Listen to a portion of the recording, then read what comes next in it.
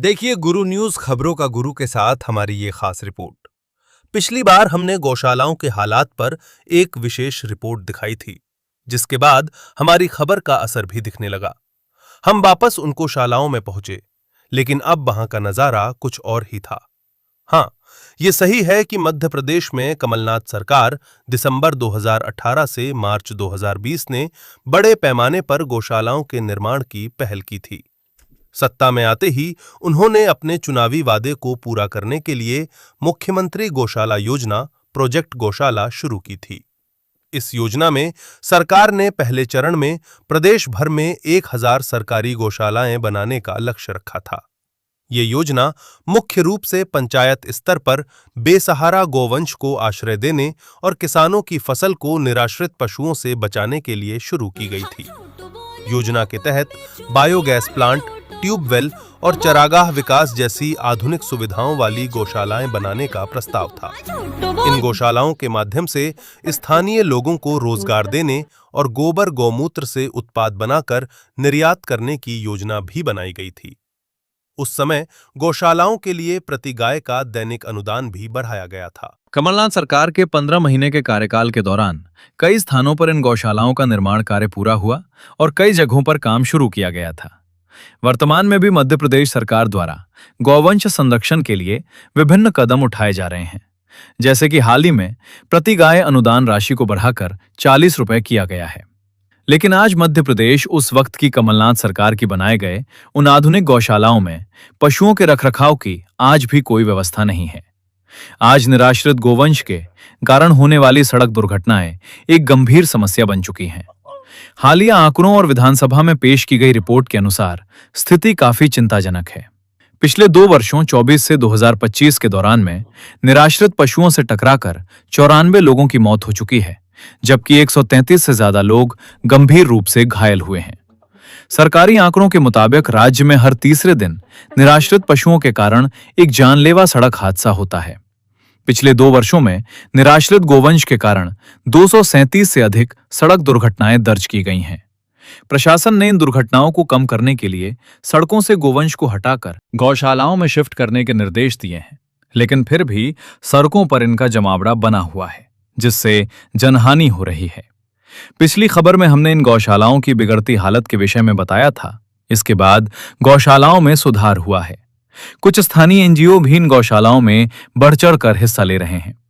आज हम उन निजी आश्रमों में संचालित गौशालाओं के विषय में भी बताने जा रहे हैं। सुनिए क्या कह रहे हैं आश्रमों के संचालक गुरुजी। गोपाल गौशाला ग्राम बीरपुरा 23 साल से सेवा चल रही है। 47 गाय से रजिस्ट्रेशन बना हुआ है मेरा। 100 गाय के आसपास में है, 1-2 ऊपर नीचे। मुख्यतः कारण क्या हो सकता है, जिस पैसे तो तुमने जो है लगा दिया 45 लाख का, तुमने गौशाला सेट बना दिया, उसमें गाय तो 4 नहीं है तुम्हारे पास में। जहाँ गाय है वहाँ कोई दे नहीं रहा है उनको खाने के लिए, जहाँ गाय नहीं है वहाँ पैसा लगा रही है सरकार। जिनके पास में नहीं है उनको देना चाहिए ना। तो खुद देखो, सरकार देखो, तुम्हारे पास में आदमी है, मंत्रालय है, सब कुछ है, खुद घूम के देख लो नहीं कि जहाँ गाय है उनको व्यवस्था क्या जरूरत पड़ रही है उनको, वो चीज़। तो अभी हमारे पास लाइट है, हमारी लाइट ही नहीं मिली हमको। 23 साल हो गए, 24 घंटे की लाइट नहीं मिल पाई मेरे को। बोल नेतागिरी से। अच्छा, नेतागिरी क्या है महात्मा जी? नेतागिरी अब आसपास के जो लोग हैं जो अपने से जलते हैं, महात्मा से जो जलते हैं वो नहीं लड़ने देते हैं। और क्या है, मेरा कोई निजी संबंध तो है नहीं कि मेरा यहाँ निजी ज़मीन में पानत करूँगा, क्या करूँगा। थोड़ी बहुत चरी वरी बोता हूँ, इसमें नदी का किनारा पानी है लेता हूँ, तो इसमें भी जो है आफत आती है। लाइट नहीं मेरे को 24 घंटे की। मेरी गाय बीमार पड़ जाए तो क्या देखूँ मैं रात को। तो यही लोग, कुछ तो सरकार भी देती है, कुछ तो सरकार की तरफ से मिलता है, न कुछ ये बाकी जनता जनार्दन। सरकार की तरफ से अगर व्यवस्था दे सकते हैं तो जैसे ये ज़मीन पड़ी हुई है, छुड़वा दो इसको, कब्जा कर रखा है लोगों ने, इसको छुड़वा दो, मेरे को 24 घंटे की लाइट दे दो। और क्या व्यवस्था आपके पास में ज़्यादा व्यवस्था है तो मेरी बाउंड्री करवा दो, ताकि कोई दूसरा मेरे को तंग नहीं करे इसके अंदर। ये आजीवन बनती रहे। मैं तो आज हूँ कल नहीं हूँ, जाना सबको है। ऐसी व्यवस्था में तो सरकार कर दे तो क्या तकलीफ है अपने को। हाँ, फालतू जगह पैसा लग रहा है। जहाँ खाने को मिलता है वापस उनको वहाँ मिलता है, यहाँ हमको खाने को देते। हम बाबा जी हैं, देते नहीं किसी को। हम तो खरी खट कहते हैं। हमारे पास क्या है ये बताओ पहले। जनता से मांग के ला रहे हैं। अच्छा, जहाँ लगा दिया वहाँ व्यवस्था नहीं है? वहाँ व्यवस्था नहीं है। देखो आप जाके बड़ी बड़ी गौशाला में देख लो।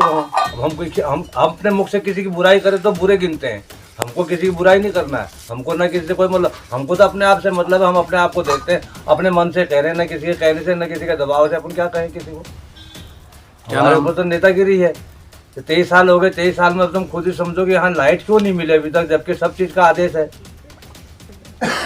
ऐसी चीज़ अगर जो करके दो तो कुछ मालूम पड़ेगा यहाँ व्यवस्था मिल रही है। सही बात है। क्या खर्चा आ जाता है महात्मा जी आपकी इतनी गायों की व्यवस्थाओं के लिए? देखो अभी तो गाय मेरे पास में कम है, मेरे पास में तो 150-200 तक गाय थी मेरे पहले। हाँ। तो जब का जो है खर्चा 20-25 लाख रुपये, 26 लाख रुपये तो खर्चा आता ही आता है इसका भी। मतलब रोज 12-15 लाख का तो सुखला ही हो जाता है। अच्छा, अपन रोज के खर्चे की बात करें एक गाय प्रति गाय पे, रोज का वैसे खर्चे का हिसाब से बात करो तो 10,000 रुपये रोज का कम से कम खर्चा है यहाँ पर मेरे खाने तक का। हाँ, मतलब सारी गायों और आपके आश्रम की व्यवस्था और ये सब मेरी भी मतलब। व्यवस्था है उसमें आएगी कि मैं जब मांग के ला रहा हूँ तो मैं कहाँ जाऊँगा खाने के लिए? जी जी जी। मैं भी तो इसी के बीच में हूँ। कोई 4 भगत भी आ गया तब भी इसके बीच में, आदमी काम करने वाले वो भी उसी के बीच में जाएंगे, कहीं नहीं जाएगा। बाकी सब यही से यही होता है। और देने को तो सरकार के पास तो सब कुछ है, सरकार ने तो सब कुछ बना रखा है देने के लिए, तो लेकिन वहाँ तक पहुँचता नहीं। जहाँ गाय है वहाँ माल नहीं है, जहाँ माल है वहाँ गाय नहीं है।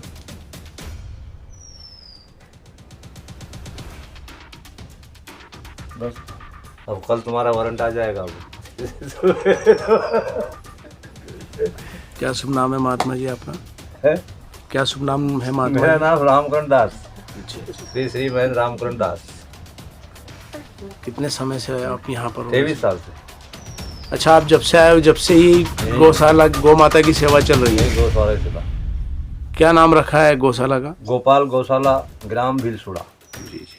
कौन से तहसील में पड़ती है? नागदा तहसील। विधायक कौन है महात्मा जी यहाँ के?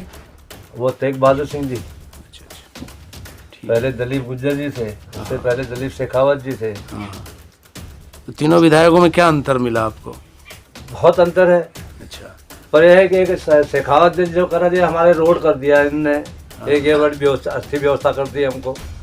बाकी एक बात, दलीप जब उससे पहले वाले में था उस टाइम पे तो 1 लाख रुपया यहाँ दिया था जनपद के जरिए ना। उसके बाद में भी तेग बहादुर जी है, तेग बहादुर सिंह के पास में जो गए भी थे तो बिजली के लिए बोले वहाँ क्या करे जंगल में गौशाला, गौशाला क्या सिटी में जाएगी क्या? ये कौन बोले महात्मा जी? तेग बहादुर सिंह जी बोले थे। यहाँ आदमी गए थे, हमारे गए थे वहाँ के, तो उनको बोले क्या हम जंगल में कौन जाए लाइट के लिए, तुम्हारी लाइट के लिए। तो ऐसी कोई बात करने की थोड़ी होती है। आप तो सबके हो, विधायक हो, सबके हो। मैं आपका ना सही है, गौ माता तो आपकी है। मैं तो आपको वोट नहीं दूंगा या कुछ भी करूंगा, मेरे मन में राग देश होता था, गौ माता के मन में थोड़ी राग देश है कोई। तो आप क्या संदेश देना चाहते हो मैं तो ये गौशाला? संदेश जानता हूं, मेरी 24 घंटे गौ की माता लाइफ के लिए आप बड़ी मेहरबानी, और सबसे बड़ी मेहरबानी मेरे को तो ये है। और गौशाला में और क्या व्यवस्था चाहते हो? एक सेट चाहिए मेरे को, खाने के लिए बाहर व्यवस्था चाहिए एक सेट की। ये 2 चीज़ों की व्यवस्था करते सरकार को बहुत बहुत धन्यवाद करता हूँ। ठीक है, विधायक जी से बोलेंगे हम। आदरणीय कलेक्टर सर और सी जिला पंचायत सर के द्वारा भी इसमें नाराजगी व्यक्त की गई थी और उन्हीं के मार्गदर्शन और निर्देशन में उनके निर्देश थे कि समस्त गौशालाएं जो भी पूर्ण हो चुकी हैं उनका संचालन होना चाहिए।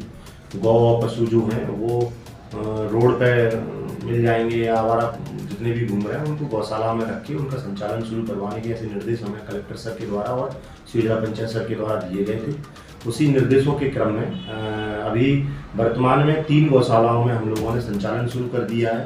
बाकी की शेष जो 3 या 4 गौशालाएं शेष बच रही हैं उनमें भी हम अगले 10 से 15 दिन में अभियान के तौर पर उन गौशालाओं में संचालन का कार्य शुरू कर देंगे। एनजीओ भी आगे आए हैं गौशाला का संचालन के लिए। कई जगह ग्राम पंचायत स्तर पर लोकल समितियां गठित की गई हैं, कई जगह पर ग्राम पंचायत खुद भी जो एजेंसी है वो संचालन कर रही है। अलग अलग पंचायतों का अलग अलग परिस्थितियाँ अभी वर्तमान में समिति करेगी और चूंकि शासन से 40 रुपये प्रति पशु के आधार पर हमें शासन से राशि प्राप्त होगी गौशाला वालों को, समिति को, तो उस आधार पर भुगतान की कार्रवाई।